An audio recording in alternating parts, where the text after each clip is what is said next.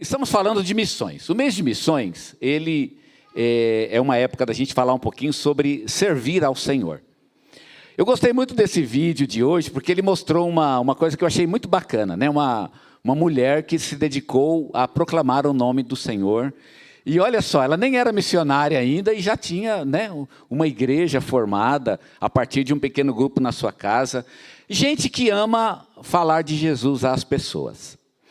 Eu cresci na igreja, eu já estou 60 anos na igreja, e uma coisa que eu aprendi na igreja é que não é todo mundo que gosta disso. E eu estou meio tranquilo com isso. Eu não espero que a igreja inteira ame missões. Claro, eu espero que ame no sentido de contribua, participe, por exemplo, de orações por missões, de programações, de eventos. Mas eu não espero que a igreja inteira se dedique, por exemplo, a pregar o evangelho. E não sei se é um erro meu, mas eu sou meio conformado com isso. Agora, uma coisa que não me conforma muito é de que às vezes não tenha ninguém que faça isso, né? A gente tem que tomar dois cuidados. Primeiro é de querer que todo mundo faça, nem todo mundo vai fazer, talvez até por uma questão de dom, penso eu. Lá em Efésios, Paulo fala que Deus ele deu alguns para evangelistas. Ele fala que alguns são apóstolos, alguns são profetas, alguns são pastores e mestres e outros são evangelistas. Quer dizer, Deus deu características diferentes para as pessoas e talvez habilidades diferentes e nem todos vão ter a mesma capacidade de evangelismo. Eu confesso para vocês que eu mesmo não acho que eu sou um grande evangelista, né?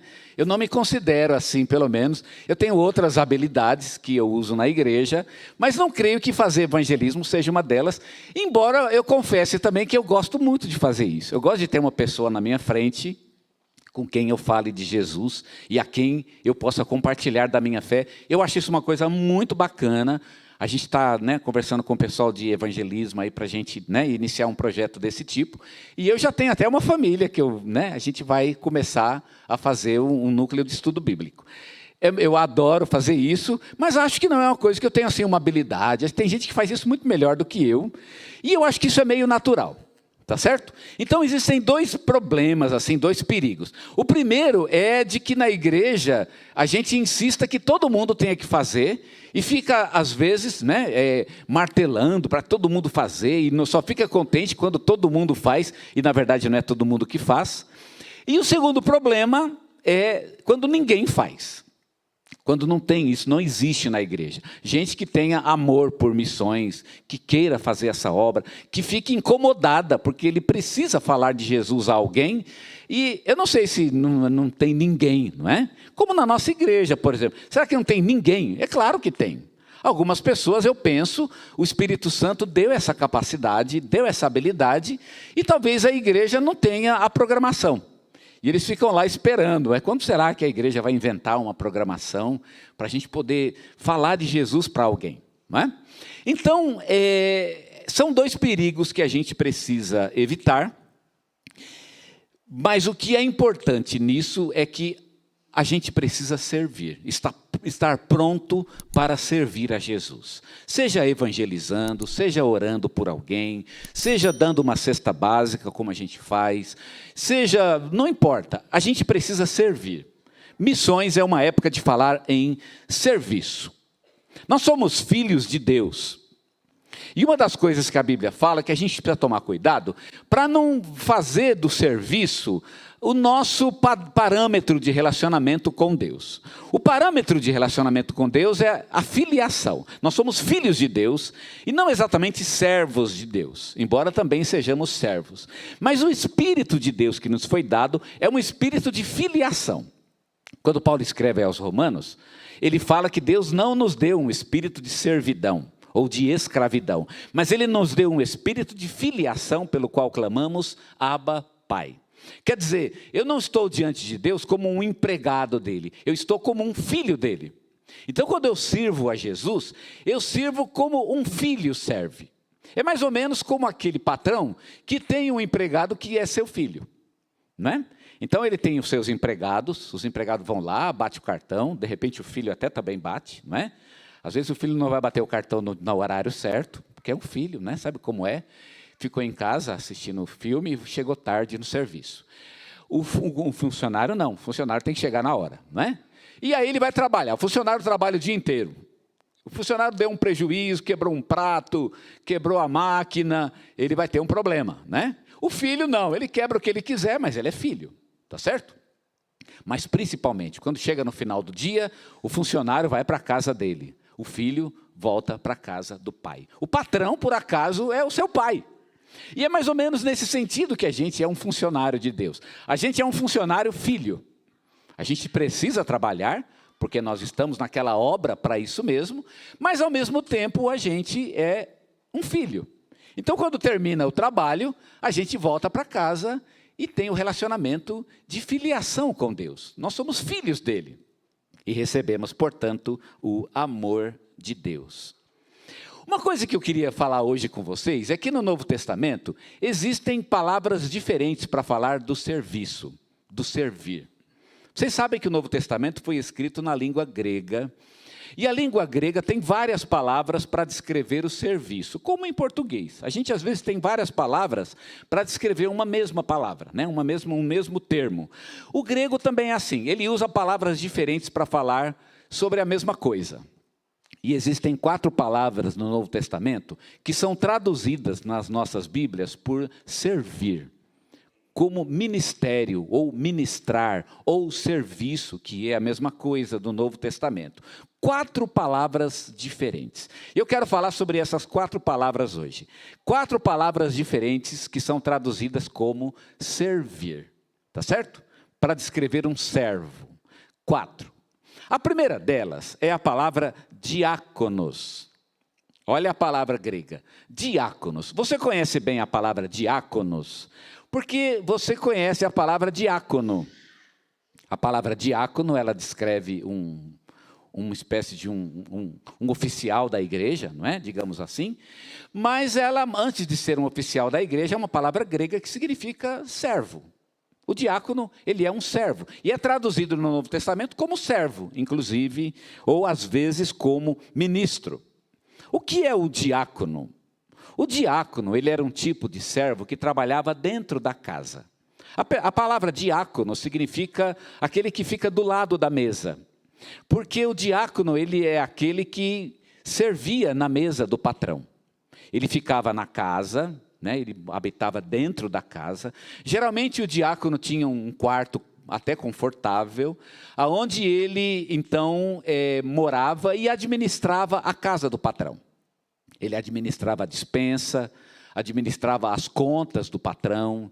Muitas vezes era ele que ensinava os filhos do patrão, né, como um professor, se ele sabia ler e se ele tinha conhecimento. Mas era um escravo comprado lá na praça. Vocês sabem que antigamente tinha uma praça, um fórum, e as pessoas iam no fórum e compravam escravos. Como seria hoje se a gente fosse ali na praça e fosse comprar um escravo? Ah, eu preciso de um escravo, você vai lá e compra como se compra carne, por exemplo, ou como se compra feijão. E aí você poderia comprar um escravo assim, para ser um diácono. Se você quer comprar um diácono, você não pode comprar, por exemplo, uma pessoa que não sabe ler. Porque o diácono, ele é um administrador. E, portanto, o diácono, ele precisa saber ler, ele tem que saber número, ele tem que saber fazer conta, porque ele vai ter que prestar contas a você. Você vai preferir um diácono que possa ensinar o seu filho. Então, eu sei geografia, eu sei matemática, eu sei português. Esse é um bom diácono, porque além de servir na minha casa, ainda é um professor para os meus filhos, um ótimo diácono. Esse é o servo, mas era um escravo. Não recebia salário.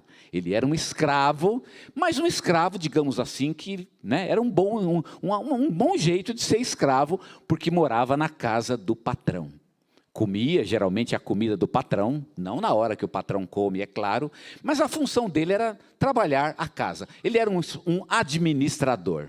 O que essa palavra nos ensina? Essa palavra nos ensina a respeito da mordomia. Ela nos ensina que nós estamos na casa de Deus e que nós somos mordomos de Deus, administradores das coisas de Deus. Paulo usa essa palavra, por exemplo, lá em 1 aos Coríntios, no capítulo 3, versículo 5. Naquele lugar, Paulo nos fala, ou usa a palavra diáconos, para descrever exatamente o que ele está querendo dizer. Capítulo 3, verso 5 de 1 Coríntios diz: quem é Apolo? Quem é Paulo? E olha a tradução: servos por meio de quem crestes, e isso conforme o Senhor concedeu a cada um. Quando Paulo diz que ele e Apolo são servos, a palavra ali é diáconos. Eles são diáconos, ou seja, mordomos na casa de Deus. Você é um mordomo. Essa palavra significa que nada é seu. Você está cuidando de coisas que são de Deus. E um dia você vai prestar contas a Deus por aquilo que Deus colocou na tua mão. Você é um mordomo, um administrador. Como um administrador de fazenda, por exemplo. Um dia o dono da fazenda volta e ele vai pedir contas ao administrador. É exatamente assim. A nossa vida, ela está colocada ao serviço de Deus. Podemos desfrutar das coisas que Deus nos deu. As bênçãos, o dinheiro, a casa, o carro, são bênçãos. E podemos desfrutar delas, mas temos que tomar cuidado, porque um dia haveremos de dar contas da maneira como usamos essas coisas no serviço do Senhor. A primeira palavra, portanto, é a palavra diácono. A segunda palavra grega, traduzida por servo, é a palavra doulos. Doulos. Vamos imaginar que você quer um escravo, e você vai comprar um escravo, mas você não precisa de um escravo que saiba ler nem escrever. O que eu preciso de um escravo que seja forte, porque eu tenho lá uma fazenda e eu quero alguém que vai trabalhar na fazenda. Esse é o doulos. O doulos é o escravo que trabalha na fazenda. Ele vai lá o dia inteiro, trabalha na terra, ele cavuca, ele constrói, ele é um trabalhador braçal. Então ele precisa ser forte, ele tem que ter realmente saúde boa. Então você chega lá e vê um escravo mirradinho, coitado. Esse você já não vai levar esse. Você vai querer um escravo forte. Alguém que realmente aguente o tranco, né? Quanto mais forte, melhor é esse escravo. Ele é o doulos. O doulos é o escravo do campo. É aquele que trabalha na lavoura. A lição que essa palavra nos ensina é sofrimento. Sofrimento. O doulos, geralmente no Novo Testamento, ele está num contexto de sofrimento. Ele aparece, por exemplo, lá em 2 aos Coríntios, capítulo 4, versículo 5.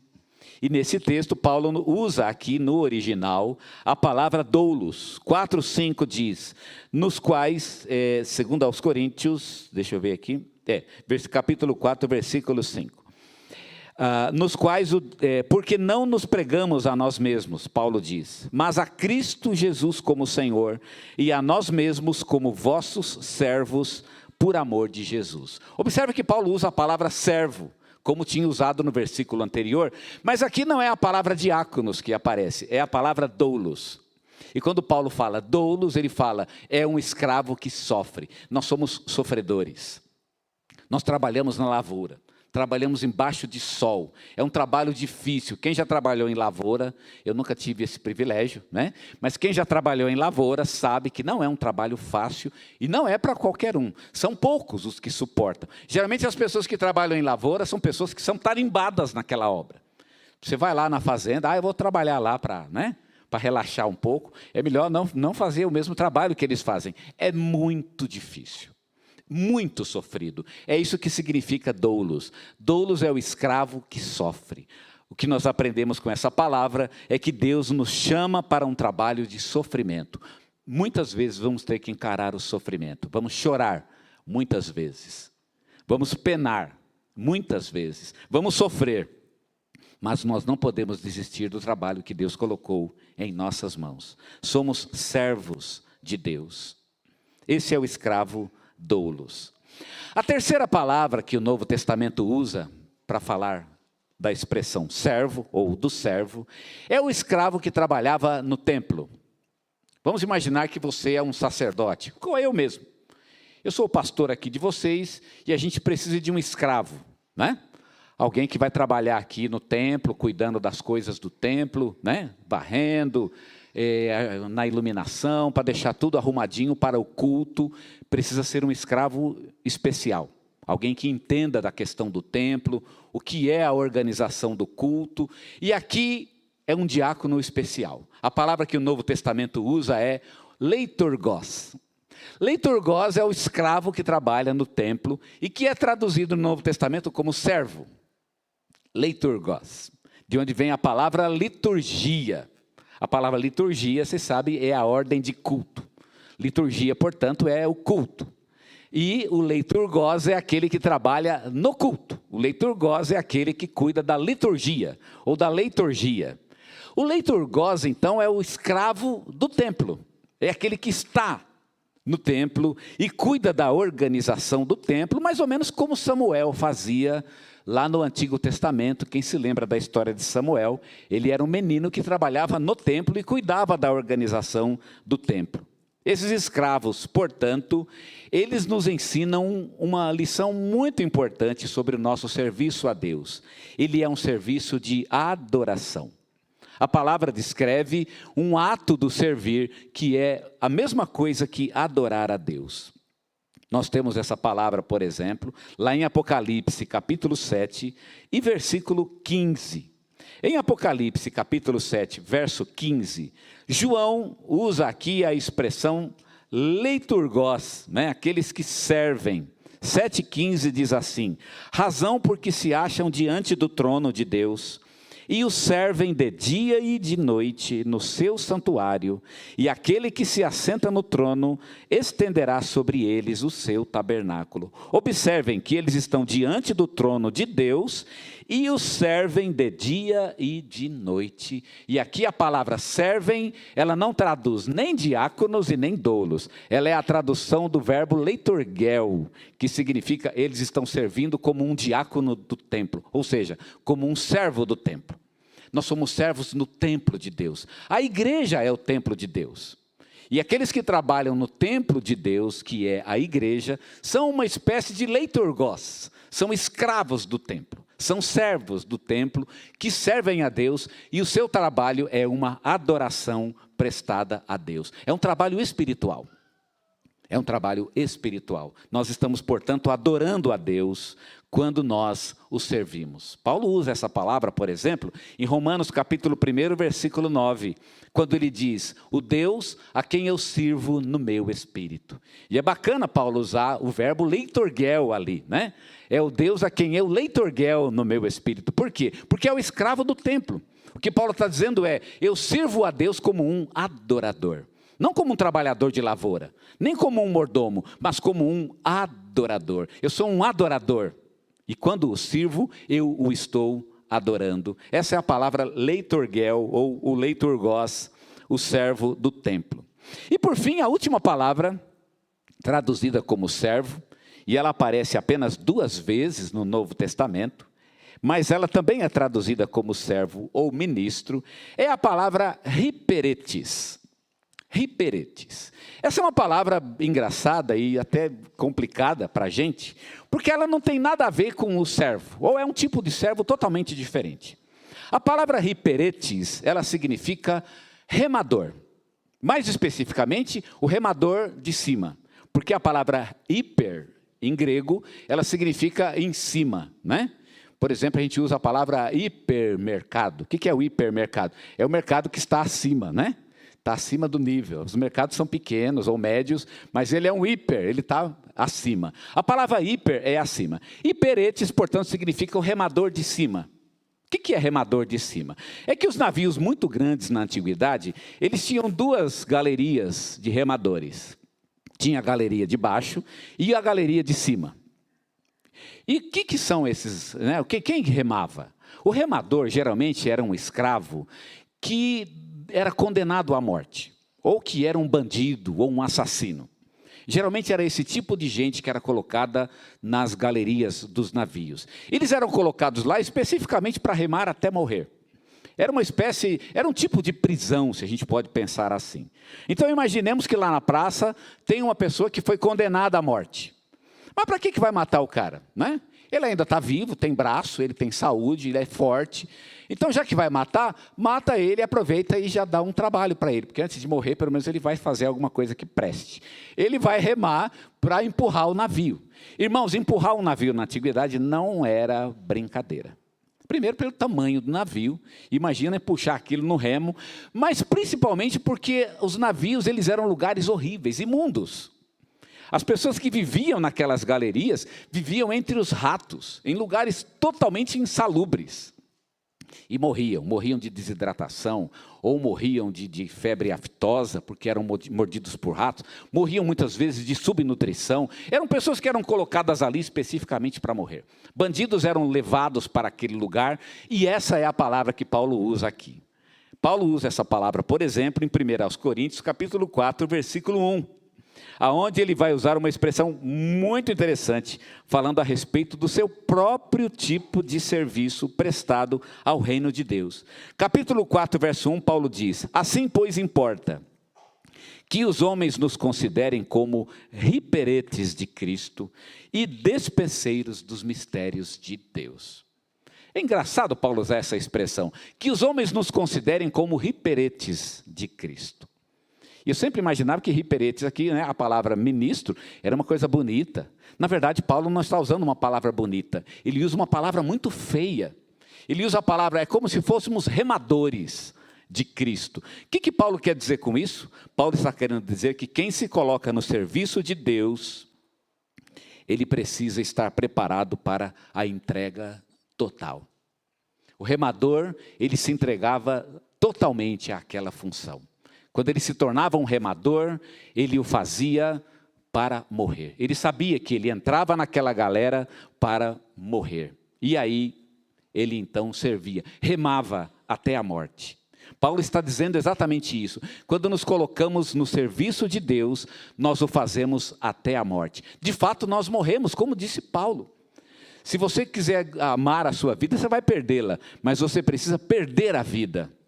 Perder a vida por amor de mim. O que significa perder a vida? Significa que quando eu entrei no serviço de Deus, para viver por Deus, eu não tenho mais vida pessoal. Minha vida agora só tem sentido na presença de Deus. É uma entrega total e completa. Eu entrei nessa para viver e para morrer. Não existe mais vida fora da presença de Deus, como não havia mais vida para um escravo que se colocava ou que segurava num remo. Quem assistiu, por exemplo, a vários filmes antigos, não é, a respeito disso, por exemplo, o filme El Cid, não sei quem assistiu, mas ele é um dos exemplos. A pessoa era amarrada, literalmente, amarrada com correntes. E além de ter que levantar o remo, ele ainda precisava levantar aquelas correntes. Era um trabalho terrível, difícil. E a pessoa sabia que uma vez que ele entrasse naquele lugar, ele estava condenado à morte. O que Paulo está querendo dizer é que quando entramos no serviço de Deus, não existe vida fora disso. Nós entramos nessa para viver e para morrer pelo Senhor. A palavra riperetes, ela descreve talvez o pior tipo de servo. Aquele servo que mais sofre, aquele que de fato morre no exercício de sua função. E Paulo está dizendo, nós somos chamados para esse tipo de trabalho também. Há momentos onde você vai ter que fazer uma escolha, se você quer viver para si mesmo, ou se você quer viver para o Senhor. Para o seu próprio deleite, ou para a alegria de Deus. Para honrar a si mesmo, ou para honrar a Deus. A quem você vai servir? A quem você vai honrar? A palavra riperetes descreve uma escolha que nós precisamos fazer.